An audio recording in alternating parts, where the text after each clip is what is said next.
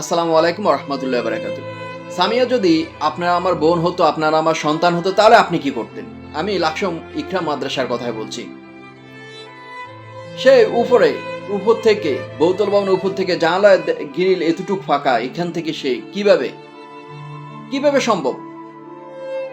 মাদ্রাসার প্রধান যে তার কথাবার্তা চলন, তার কথাবার্তা আমি কয়েকটা দেখতে পেয়েছি। মানে সে যেন কিছু একটা লুকাচ্ছে।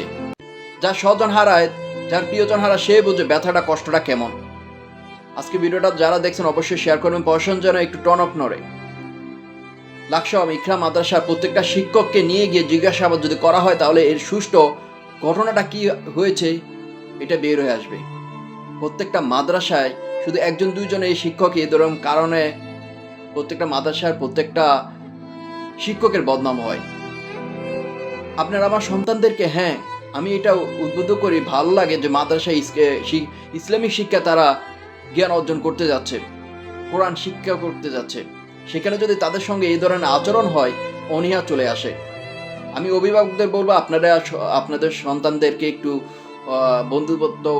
বন্ধুত্বপূর্ণ আচরণ করেন তাদের সাথে। কেন তারা এই ধরনের অনীহা চলে আসে, মাদ্রাসা আবাসিক হোস্টেলে থাকতে চায় না, চলে আসে কেন?